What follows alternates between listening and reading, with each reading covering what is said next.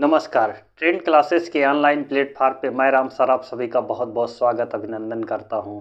जैसा कि आप लोग जानते हैं कि प्रतिदिन आप लोगों के लिए उत्तर प्रदेश पुलिस से संबंधित बनने वाले उन सारे प्रश्नों के संग्रह को लेकर आता हूं जो आपके टॉपिक्स में है, जो आपके पैटर्न में है, जो आपके आने वाले एग्जाम में क्वेश्चन आ सकते हैं। उन सारे टॉपिक्स को हम यहां पर कवर करने का प्रयास करते हैं ट्रेंड क्लासेस के ऑनलाइन प्लेटफॉर्म पे। आज एक बेहतरीन सेशन लेकर आए हैं। जैसा कि आपको सामने से व्हाइट बोर्ड पर दिख रहा होगा कि आज का जो हमारा सेशन है वह ब्रिटिश भू राजस्व व्यवस्था से है और ब्रिटिश भू राजस्व व्यवस्था से बनने वाले आज तक में उत्तर प्रदेश पुलिस से संबंधित जितने भी तरह से प्रश्न यहाँ से बनकर आए हैं, आज मैं यहाँ पर 48 घंटे से ज़्यादा उस पर रिसर्च करने के बाद मैं उस पर काफ़ी क्वेश्चन को देखा और देखने के बाद तब ये टॉपिक्स को तैयार किया है। और यकीन मानिए कि आज तक उत्तर प्रदेश पुलिस में मैंने प्रीवियस ईयर जितने भी पेपर को देखे हैं, इन सारे प्रश्नों से बाहर एक भी क्वेश्चन नहीं आया है। तो आप लोग इस टॉपिक्स को कवर करके एक नंबर तो आप पक्का कर सकते हैं। अगर यहाँ से क्वेश्चन उठता है तो आप उसको तार तार कर पाएंगे। तो आइए चलते हैं, ब्रिटिश भू राजस्व व्यवस्था से बनने वाले उन सारे प्रश्नों को एक एक करके देखते हैं जो आज तक एग्जाम में आपके आए हुए हैं। तो सबसे पहले तो हम ब्रिटिश भू राजस्व व्यवस्था, जैसा कि देखिए ब्रिटिश भू राजस्व व्यवस्था की पृष्ठभूमि क्या है, कैसे ये तैयार होती है। क्या भारत के अंदर अंग्रेज आते हैं और आने के बाद तुरंत ही भारत के अंदर से भू राजस्व व्यवस्था लागू कर देते हैं? तो नहीं, इसका उत्तर है नहीं। भारत के अंदर अंग्रेज पहले धीरे धीरे आते हैं व्यापार करने के लिए और व्यापार करने के बाद धीरे धीरे भारत के कुछ क्षेत्रों पर जो है कब्जा करते हैं और कब्जा करने के बाद उन क्षेत्रों में ब्रिटिश भू राजस्व व्यवस्था को लागू करते हैं।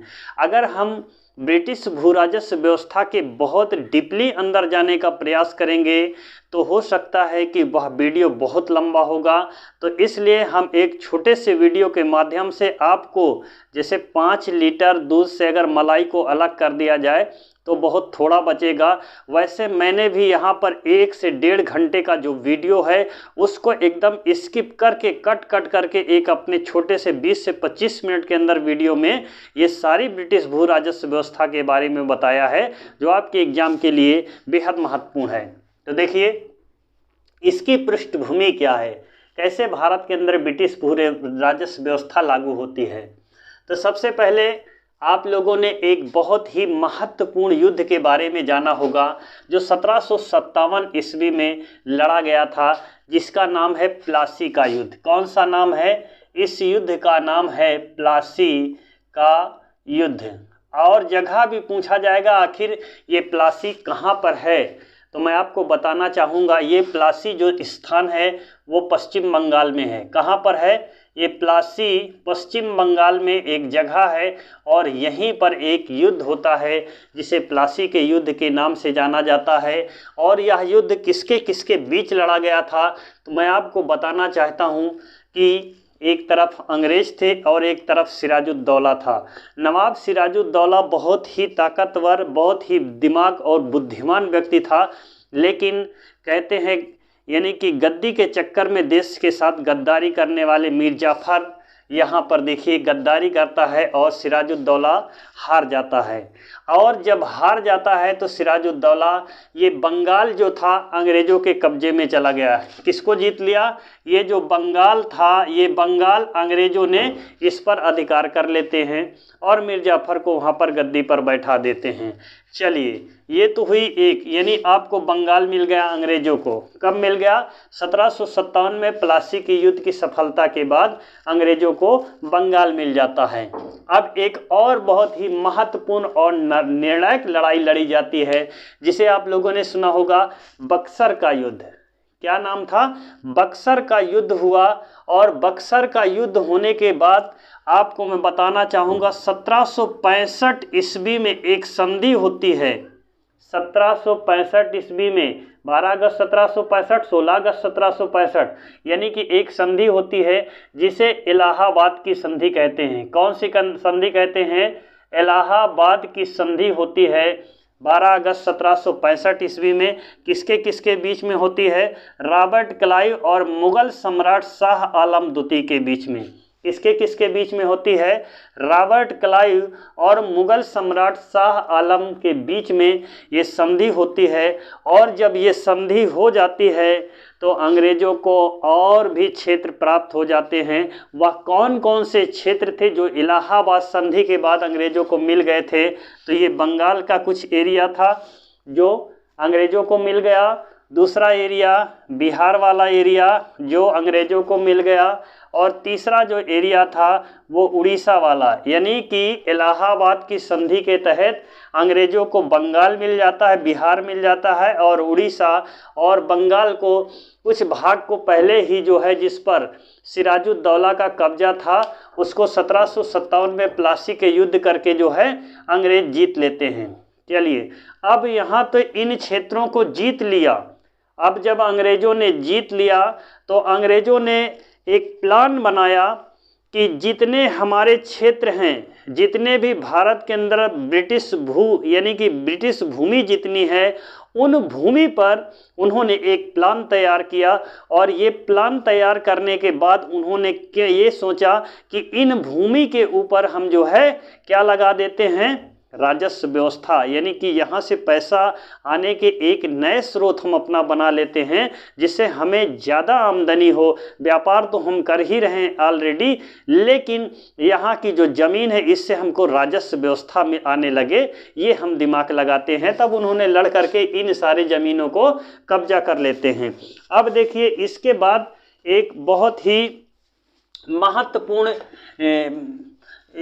महत्वपूर्ण युद्ध होता है। उस युद्ध के बाद जो है अंग्रेजों ने क्या क्या काम किया उसको अब थोड़ा से एक और समझने का प्रयास करते हैं। आप लोगों ने ये जाना होगा कि भारत के अंदर जो है द्वैध शासन व्यवस्था, भारत के अंदर जो है द्वैध शासन व्यवस्था किसने लगाया था? तो रॉबर्ट क्लाइव ने लगाया था। कब लगाया था? तो याद रखिएगा 1765 ईस्वी में लगाया और ये 1772 ईस्वी तक चली थी। कब तक चली थी?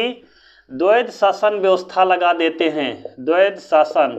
फिलहाल आज हमारी जो टॉपिक्स है ये द्वैध शासन से रिलेटेड नहीं है, लेकिन जब इसमें थोड़ा सा आप इसमें आ गए हैं तो इसमें थोड़ा आपको जानना पड़ेगा। द्वैध शासन व्यवस्था का मतलब दोहरी शासन व्यवस्था। दोहरी शासन व्यवस्था का मतलब ये है कि जो लड़ाई झगड़े का कार्य होगा, अब जिन क्षेत्रों पर अंग्रेजों ने कब्जा कर लिया वहाँ पर अपना नायब दीवान नियुक्त कर दिया। मोहम्मद रजा खां को यहाँ का दीवान बना दिया। इसका मतलब कि दीवानी का कार्य कौन देखेगा?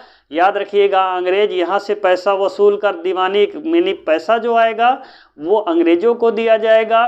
जो लड़ाई होगी यहाँ पर जो दीवान होगा वो लड़ने का काम, अपना जो है झगड़े का कार्य जो होगा वो पूरा देख रेख करेगा।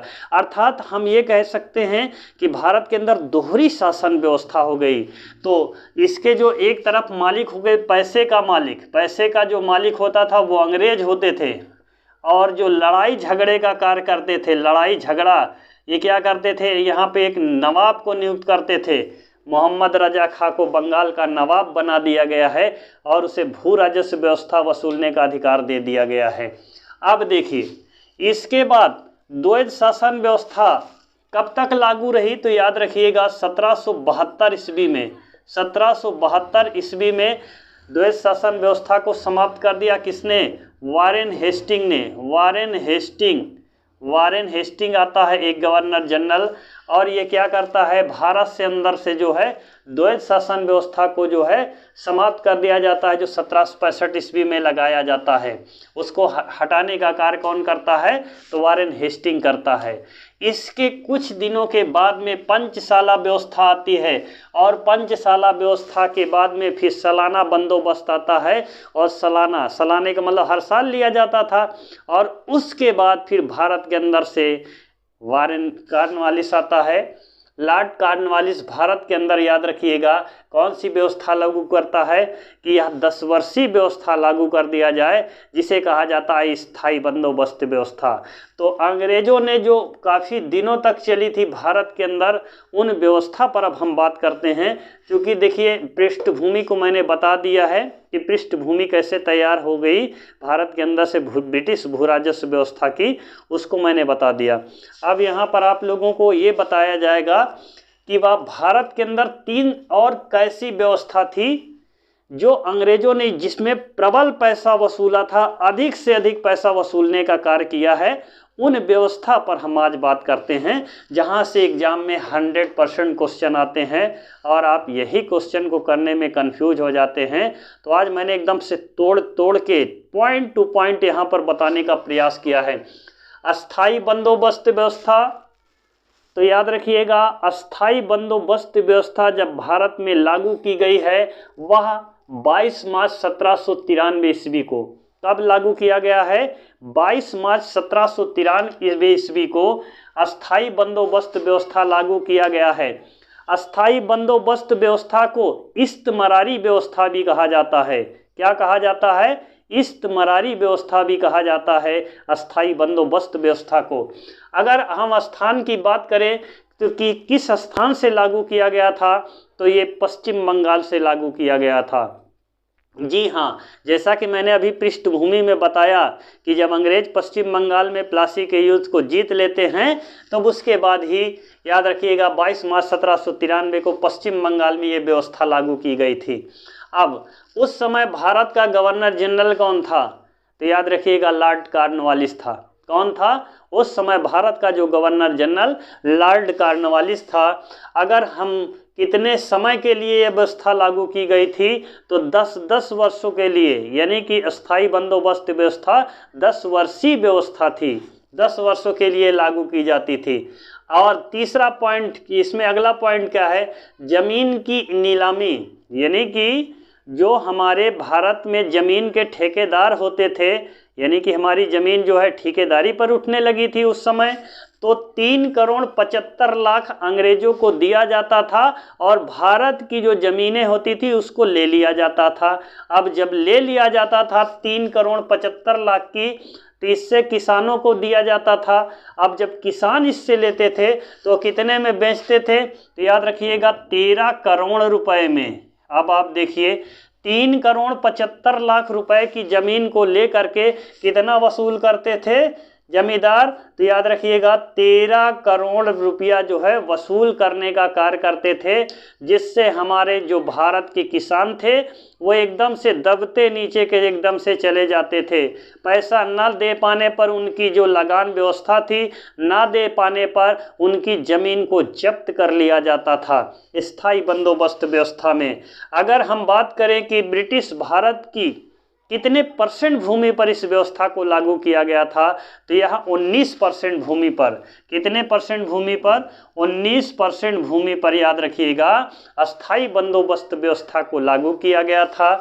अगर हम बात करें कि 10/11 भाग, उपज का 10/11 भाग ब्रिटिश सरकार लेती थी और 1 भाग कौन लेता था? जमींदार लेता था। इसका मतलब हम लोग क्या करते थे? हम लोग सिर्फ उसमें से जो पैदा हो उसमें से सिर्फ खाने को बचे और लगान देने को बचे, बाकी हमारे पास कुछ नहीं आता था। जिससे हमारे भारत के जो किसान थे वो खेती करने पर मजबूर थे, उनको ज़बरदस्ती खेती कराया जाता था, उनको यहाँ से कोई फ़ायदा नहीं होता था। लेकिन इसके बाद जो अगली व्यवस्था भारत के अंदर आती है तो वह किसानों के लिए कुछ सुखदायी हो जाती है। वो सुखदायी इसलिए हो जाती है जब अगली अब व्यवस्था आएंगी तो उस व्यवस्था के अंतर्गत क्या होगा कि किसान अब अपनी ज़मीन को क्या कर सकता था? बेच सकता था। क्या कर सकता था? ज़मीन को बेच सकता था। और क्या कर सकता था? लगान ना जमा करने पर ज़मीन किसान की जा सकती थी, बेच सकता था। लेकिन इसकी मुख्य विशेषता क्या है? उन मुख्य विशेषता पर हम बात करेंगे। तो रैयतवाड़ी व्यवस्था के जो जनक हैं, मैंने यहाँ पर लिख दिया है, रीड एंड मुनरो हैं। रैयतवाड़ी व्यवस्था के जनक कौन है? रीड एंड मुनरो है। लागू कब की गई है? 1792 ईस्वी में लागू किया गया है। रैयतवाड़ी व्यवस्था के जनक कौन है? रीड एंड मुनरो है। लागू कहाँ से किया गया? मद्रास के 12 महल जिले से लागू किया गया है। और उसको कहाँ से लागू किया गया है? यानी अस्थाई को तो उसको पश्चिम बंगाल से, लेकिन रैयतवाड़ी व्यवस्था को मद्रास के 12 महल जिले से लागू किया गया है। इसकी मुख्य विशेषता क्या थी? क्या मुख्य विशेषता थी? क्योंकि अस्थाई बंदोबस्त व्यवस्था में बहुत बड़ा घपलाबाजी चल रहा था, लेकिन इस पर जब किसानों ने यहाँ पर काफ़ी विरोध किया तो इसमें कुछ बदलाव परिवर्तन कर दिया गया। परिवर्तन क्या हुआ है? सरकार एवं किसानों के बीच में अब कोई बिचौलिया वर्ग नहीं होगा। जैसे बीच में पहले जमींदार को क्या ठेकेदार ले लेते थे, अब वो बिचौलिया वर्ग नहीं होगा। इसका मतलब ये है कि ब्रिटिश सरकार से किसान डायरेक्ट संपर्क कर सकता था, डायरेक्ट उससे ज़मीन ले सकते थे। और दूसरी विशेषता क्या थी? ज़मीन को बेच सकते थे, गिरवी रख सकते थे। ज़मीन को बेच भी सकते थे और ज़रूरत पड़ने पर उसको अपना गिरवी रख सकते थे, पैसा किसी से ले सकते थे। ये काम आसान हो गया। तीसरी विशेषता क्या थी? यानी कि विशेषता क्या? लगान न जमा करने पर ज़मीन जब्त हो जाती थी, जैसा कि इससे पहले अस्थाई बंदोबस्त व्यवस्था में होती थी। इसमें भी जो है लगान अगर किसान नहीं दे रहा है तो उसकी ज़मीन जो है सरकार के अकाउंट में चली जाती थी। चौथी क्या थी? उपज का 1/2 भाग। जी हाँ, उपज का 1/2 भाग राजस्व व्यवस्था यानी राजस्व के रूप में देना पड़ता था। और यह कितने % भूमि पर लागू की गई थी? शायद नीचे न दिख रहा होगा। तो रैयतवाड़ी व्यवस्था को 51%, जो ब्रिटिश भारत की भूमि थी उस भूमि का 51% भूमि पर यह व्यवस्था लागू की गई थी। तो आई होप कि यहाँ तक आप लोगों को वीडियो समझ में आया होगा। अब इसके बाद आगे बढ़ती कौन है? महालवाड़ी व्यवस्था बचती है। अब महालवाड़ी व्यवस्था की बात करते हैं तो इसमें क्या परिवर्तन हुआ? इसमें और परिवर्तन हो जाता है। जैसे जैसे मतलब भारत आगे की ओर बढ़ रहा था, जैसे जैसे अंग्रेज यहाँ पर कमज़ोर होते थे, वो आपको लालच दे देकर फंसाने का कार्य कर रहे थे। अर्थात हम ये कहना चाहते हैं कि भारत के लोग के अंदर पहले जागरूकता नहीं थी, शिक्षा व्यवस्था नहीं थी, जिससे लोगों के अंदर ज्ञान नहीं आता था। और जैसे जैसे भारत के लोग धीरे धीरे ज्ञान की ओर बढ़ते चले गए, यहाँ के किसान और यहाँ के लोग जब जागरूक हुए, तब अंग्रेजों ने क्या किया?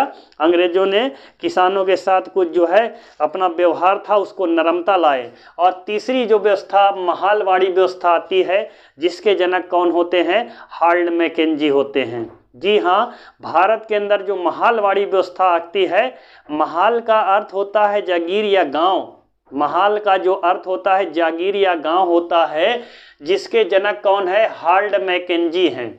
और यह व्यवस्था 1820 में लागू की गई, लेकिन इसे कानूनी मान्यता दी गई 1822 ईस्वी में। इस क्वेश्चन को आप लोग ध्यान में रखिएगा। यही क्वेश्चन आपके एग्जाम में आते हैं तो बच्चा कंफ्यूज हो जाता है।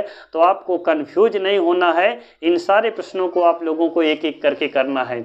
यह लागू कहाँ की गई थी? पंजाब और मध्य प्रदेश में और उत्तर प्रदेश के कुछ क्षेत्रों में जिस पर अंग्रेजों का कब्जा था, वहाँ पर लागू किया गया था। इसकी विशेषता क्या थी? महालवाड़ी व्यवस्था की विशेषता क्या थी?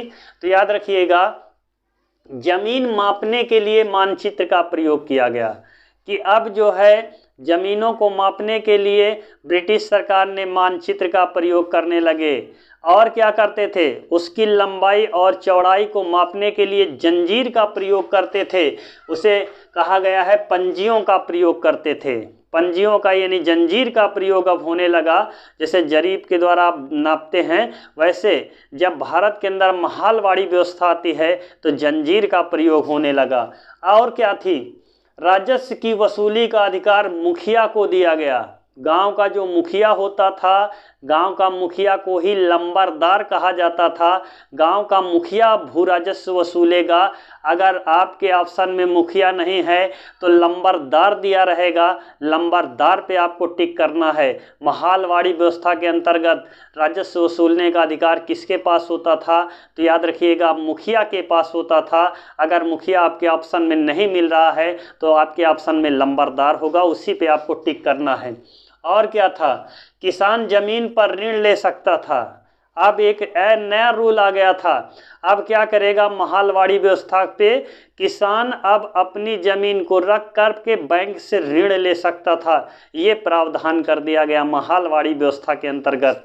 और इस कितने % भूमि पर आई थी, यहाँ पर दिख रहा है कि नहीं? क्योंकि साथियों वीडियो मैं अकेले बनाता हूँ, तो यहाँ पर याद रखिएगा, महालवाड़ी जो व्यवस्था है वो ब्रिटिश सरकार की जो भूमि थी उस पर मात्र 30% भूमि पर लागू किया गया था। कितने? 30% भूमि पर यह व्यवस्था लागू की गई थी। इसमें 51% भूमि है और इस पे 19% भूमि पर व्यवस्था पर यह लागू किया गया था। आई होप कि आप लोगों को मेरा ये छोटा सा जो वीडियो है वो आप लोगों को बहुत पसंद आया होगा। अगर आप लोगों को मेरा ये क्रांतिकारी वीडियो पसंद आ रहा है तो आप लोग वीडियो को लाइक कर दीजिएगा, एक प्यारा सा कमेंट कर दीजिएगा और दोस्तों के बीच में शेयर करना नहीं भूलिएगा। क्योंकि देखिए, हम एक छोटे यूट्यूबर हैं और हमारी जो शुरुआत है, आप यकीन मानिए कि अगर ऐसे प्रश्नों को आप लोग देखते हैं तो आपको रामायण पढ़ने की ज़रूरत नहीं है। जो लोग इसको बहुत बढ़ा चढ़ा के बताते हैं, मेरा काम बढ़ा चढ़ा कर नहीं बताना है, आपको एग्जैक्टेड चीज़ बताना है जो आपके एग्ज़ाम के लिए बेहद महत्वपूर्ण होती है। मैं किसी का टाइम नहीं लेना चाहता, क्योंकि इस भाग दौड़ की दुनिया में किसी के पास टाइम नहीं है रामायण पढ़ने की। आपको फैक्ट पढ़ने की ज़रूरत है। तो आज की क्लास को यहीं पर एंड करते हैं। जय हिंद, जय भारत, वंदे मातरम।